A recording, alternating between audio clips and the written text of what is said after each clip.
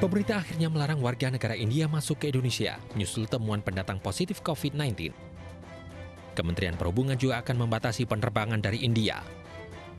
Pelarangan ditandai dengan penghentian pemberian visa untuk WNA India. Sebelumnya, sebuah pesawat charter berisi 129 penumpang yang membawa sekitar 117 WNA India masuk ke Indonesia melalui Bandara Soekarno-Hatta. Sejak kemarin jam 12 siang sudah kita stop untuk pemberiannya. Untuk pengajuannya sudah kita stop. Namun demikian mungkin ada pertanyaan apakah masih ada visa-visa lain yang sudah kita berikan? Ada. Nah ini kalau yang masih ada nanti mereka mungkin kami akan berkoordinasi dengan Kementerian Perhubungan untuk mengatur bagaimana mengantisipasinya melalui jalur penerbangannya. Penerbangan penumpang tidak kita izinkan. Jadi pengetatannya didasarkan dengan SE dari Dirjen Imigrasi. Namun demikian, kita memang masih membutuhkan satu pergerakan logistik. Lonjakan penambahan pasien positif COVID-19 terjadi di India yang disebabkan pelonggaran pasca vaksinasi. Hari Raya Keagamaan yang dilangsungkan dengan mengabaikan protokol kesehatan membuat jumlah pasien kembali tinggi. Akibatnya rumah sakit kewalahan. Pemirsa, rencana sosialisasi pemasangan patok lahan di Desa Wadas, Purworejo, Jawa Tengah berakhir ricuh. Belasan orang diamankan polisi.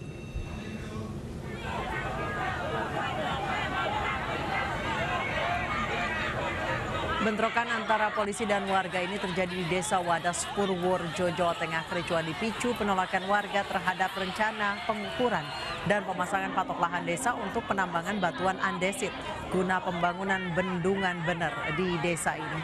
Sejumlah warga terluka dan beberapa ibu-ibu sempat pingsan karena kericuhan. Dari catatan LBH Yogyakarta, belasan warga diamankan oleh polisi.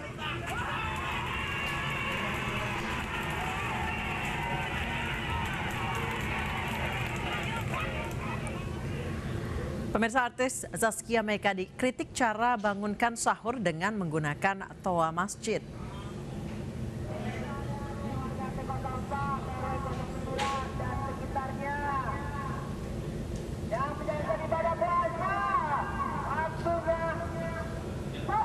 Inilah video saat artis Zaskia Meka mengkritik cara orang membangunkan sahur menggunakan toa masjid.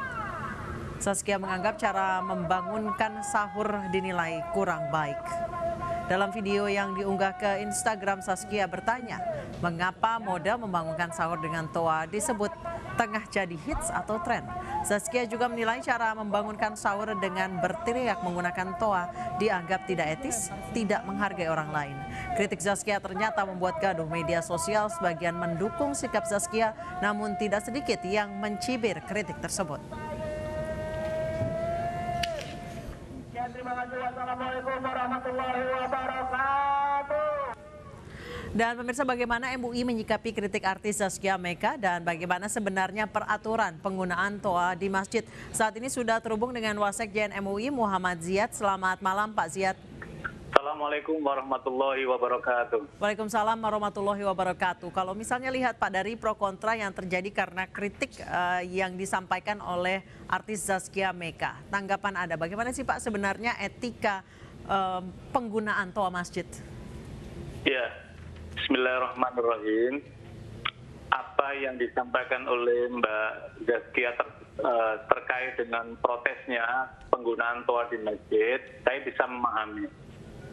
Perlu juga ini menjadi pelajaran untuk para pengurus masjid di bulan Ramadan ini karena intensitas kegiatan dalam rangka membangunkan itu sangat tinggi, maka ada rambu-rambu yang perlu diperhatikan. Sebagaimana misalkan ketentuan dari Kementerian Agama Republik Indonesia yang mengatur atau tuntunan penggunaan pengeras suara di masjid, musola dan langgar, itu sudah ada ketentuannya dan ini diatur sejak tahun 1978 dan kemudian dikuatkan kembali melalui sosialisasi dalam surat edaran Dirjen Bimas Islam Kementerian Agama tahun 2018. Di sana sudah diatur sangat jelas sekali bagaimana cara penggunaan toa, speaker keluar dan seterusnya. Tadi saya sudah melihat juga video yang terkait dengan diupload oleh Mbak Zaskia ini. Ini penting menjadi pelajaran kita semua. Bahwa kegiatan membangunkan sahur itu adalah kegiatan yang mulia. Maka harus digunakan dengan cara-cara yang mulia dan ada dimensi edukatif. Tidak boleh kemudian menggunakan suara dengan kencang dan kemudian teriak-teriak. Saya kira bukan seperti itu. Kalau kita lihat misalkan ini adalah menyangkut culture ya, budaya. Dan masyarakat kita pahami bahwa kalau bulan Ramadan itu luar biasa, ada spirit, ada semangat, terutama ketika menjelang sahur. Saya ingat ketika masa kecil kami, itu biasa misalkan kalau sahur jam 4, maka kemudian jam 2:30 itu sudah mulai itu masjid membangunkan. Tetapi tidak sekeras seperti tadi itu. Cukup kemudian disampaikan kalimat pembuka dengan salam ta'zim, Assalamualaikum warahmatullahi wabarakatuh, kemudian menyampaikan para penduduk sekalian kaum muslimin, mari bangun sahur, ini jam sekian, dan seterusnya. Baru kemudian setelah itu beberapa kali dia menyampaikan, setelah itu kemudian diputar tilawah Al-Quran gitu. Dan itu tidak berlangsung lama gitu loh. Jadi tidak berlangsung lama, kurang lebih sekitar 15-20 menit dalam mana, dan itu tidak seperti tadi yang dijelaskan tadi itu. Karena itulah saya kira dalam konteks masyarakat Indonesia yang sangat plural, majemuk sekarang ini, maka perlu dilihat, misalkan masjid itu posisinya di mana. Kalau kanan kirinya misalkan dengan aneka macam keragaman agama, maka saya kira pengurus masjid penting juga misalkan dengan kulon numun lah kalau orang Jawa bilang. Permisi lah, intinya adalah berkomunikasi, mengkomunikasikan, minta izin kita selama bulan Ramadan masjid akan melakukan kegiatan penggunaan suara dan seterusnya. Tetapi dengan cara-cara yang tetap melihat kepatutan masyarakat sekitarnya. Karena di dalam edaran surat Dirjen Bimas Islam itu tegas sekali berapa lama durasi penggunaan speaker keluar. Misalkan kalau subuh, sebelum adzan subuh 15 menit itu boleh speaker keluar. Kemudian itu adalah diisi dengan tilawah Al-Quran. Dan kemudian kalau hari-hari biasa berapa menit, kalau misalkan waktu zuhur, waktu asar berapa menit, 5 menit sebelum waktu adzan. Dan kalau hari Jumat berapa, 15 menit sebelum masuk waktu Jumat. Dan kalau pengajian bagaimana, zikir bagaimana, ngaji bagaimana, kalau di luar itu menggunakan speaker ke dalam. Kalau dalam pengajian event takbir akbar, zamannya membludak, maka di situ diatur keluar. Apa tujuannya? Tujuannya adalah dalam rangka untuk membangun kehidupan bermasyarakat supaya tidak menimbulkan persoalan lain bagi mungkin tingkat pluralitas masyarakat tadi itu. Karena itulah saya kira apa yang terjadi kemudian melahirkan protes dari Mbak Zaskia ini, itu adalah menunjukkan bahwa ini perlu adanya komunikasi. Dan kemudian harus memahami tentang apa yang mau disampaikan. Ya, baik, Pak Ziyad, sejauh ini seperti apa sih Pak sosialisasi yang dilakukan oleh MUI kepada masjid-masjid terkait dengan aturan surat edaran yang berisi aturan untuk speaker masjid? Ya, Majelis Ulama Indonesia sebenarnya tidak hanya sekarang, sudah lama ini bekerja sama dengan Kementerian Agama juga. Kementerian Agama juga mengundang Majelis Ulama dan juga ormas-ormas keagamaan lainnya itu dalam rangka mensosialisasikan ini, karena di dalam edaran itu sangat jelas sekali. Tetapi begini juga Mbak Nisa perlu kita pahami juga, karena mungkin semangat yang luar biasa di bulan Ramadan ini tahun lalu karena suasana pandemi dan PSBB, dan sekarang kemudian dibuka keran sedikit 50% penggunaan tarawih, maka kemudian memunculkan harapan baru, semangat baru. Tetapi yang perlu dilihat adalah perlu adanya menjaga kesopanan, perlu menjaga kepatutan dan kepantasan. Apakah mesti harus berteriak-teriak semacam itu? Bukankah ini adalah waktu-waktu yang mustajab? Maka mungkin cara membangunkannya adalah mungkin dengan, kalau andai kata, saya menduga ya, andai kata masjid tadi itu misalkan membangunkannya mungkin diputar dengan lantunan suci Al-Quran, mungkin Mbak Zaskia tidak akan seprotes sekeras itu gitu loh. Tetapi kan karena dengan teriakan-teriakan tadi, dan kemudian mungkin Mbak Zaskia ada yang punya anak kecil, ada yang sedang sakit, saya kira inilah pentingnya penggunaan volume toa di masjid itu juga menjadi penting, supaya tidak menimbulkan persoalan baru, terutama kebisingan dari suaranya itu.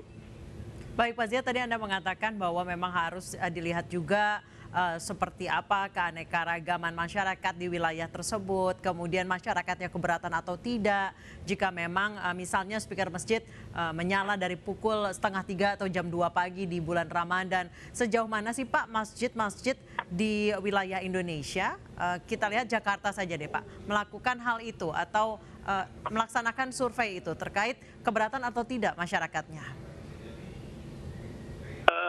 Memang saya tidak tahu persis tentang riset semacam ini, tapi pernah juga ada publish yang terkait dengan penggunaan speaker ini, misalkan di Litbang Kementerian Agama itu.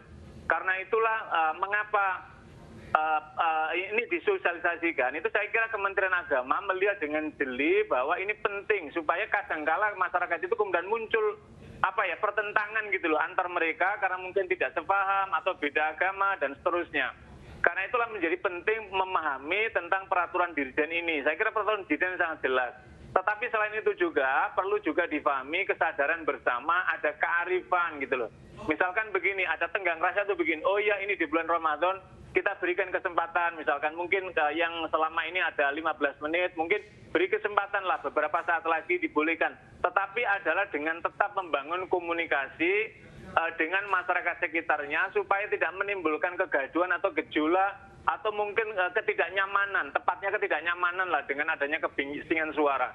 Saya bisa membayangkan misalkan di samping masjid atau dekat masjid, para agama berbeda, tapi kemudian suara seperti tadi itu mungkin juga bising gitu loh. Tetapi kalau diawali dengan komunikasi, diawali dengan permisi dan kemudian kesepahaman, saya kira kita juga akan tenggang rasa. Kan kita juga paham misalkan ya, ketika hari keagamaan agama lain, misalkan ketika penggunaan, kita kaum muslimin misalkan juga memberikan ruang dalam konteks untuk konteks itulah. Dalam kaitan ini, saya kira ketika dengan suara tadi itu, saya kira agama manapun misalkan mungkin yang tinggal di dekat itu mungkin merasa nggak nyaman dengan suara tadi itu. Saya kira inilah pentingnya pengurus-pengurus masjid memahami nilai edukatifnya. Dulu orang membangunkan itu kan dalam rangka ada nilai edukatif. Pertama menghibur, menyemangati masyarakat untuk bersemangat sahur. Yang kedua diputarkan tilawah, itu bagian dalam kerangka zikrullah, berzikir dan mengingatkan masyarakat. Pak Ziad, tadi Bapak mengatakan bahwa ya bisa diputarkan tilawah dengan suara yang merdu. Namun kadang-kadang yang terjadi adalah yang berteriak-teriak atau melantunkan memang ayat yang bagus, sebenarnya doanya sangat bagus, namun dilantunkan oleh anak-anak sambil berteriak-teriak. Itu yang sering dilakukan, Pak. Iya. Sejauh ini sosialisasinya ke masjid seperti apa, Pak? Betul. Saya kira ini juga disosialisasikan, Mbak Nisa, ketika kita ada pertemuan dengan ormas Islam dengan Kementerian Agama, itu juga disinggung terkait semacam itu. Tapi pengurus masjid saya mungkin bisa menangkap begini, pengurus masjid ingin memberikan pendidikan kepada anak-anak kecil itu. Karena itulah pentingnya orang dewasa yang mengerti agama, memahami di masjid itu. Kalau ada anak-anak mungkin dikasih kesempatan tidak suara keluar, tetapi suara ke dalam.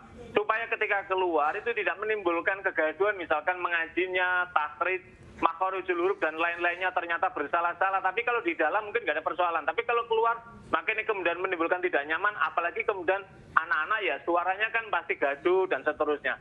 Disinilah saya kira pentingnya pengurus masjid adalah membimbing anak-anak kita yang kecil yang kemudian menggunakan tadi itu.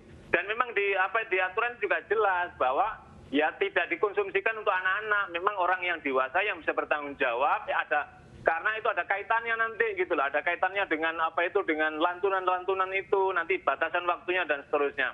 Hal semacam ini kan sudah pernah pernah dikritik dulu ketika masih Pak Wakil Presiden Republik Indonesia Pak Yusuf Kalla sebagai Ketua Umum Dewan Masjid mengingatkan ini. Jadi Pak Yusuf Kalla bukan protes, tapi tepatnya mengingatkan tentang penggunaan masjid supaya tidak berlebihan, termasuk penggunaan intonasi suaranya. Pengaturan suara, pengeras suara itu juga menjadi penting supaya tidak kencang sekali dan akhirnya kemudian masyarakat merasakan suara itu menjadi tidak nyaman. Karena ini kan masih dini hari ini gitu loh. Ya, Mbak Nisa.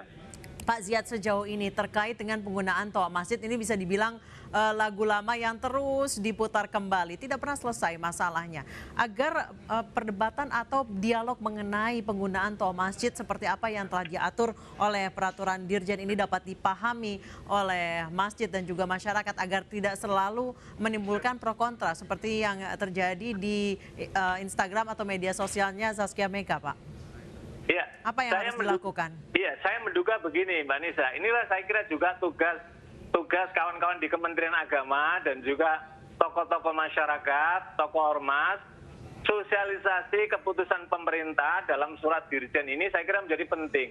Saya menduga apa yang misalkan dikritik oleh Mbak Zaskia ini dengan teriak-teriak tadi di masjid itu mungkin nggak tahu ada aturan ini. Saya yakin kalau ini seluruh masjid mengetahui aturan ini, insya Allah akan mematuhi.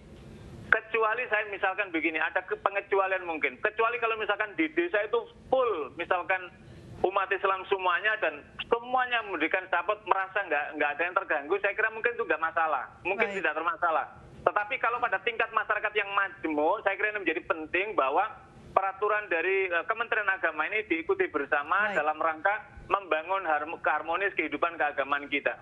Baik, terima kasih Pak Ziad Wasekjen MUI telah bergabung bersama kami di iNewsroom. Baik, terima kasih. Pemirsa, seekor monyet menyerang dan melukai seorang anak. Informasinya akan kami hadirkan usai jeda, tetap bersama kami.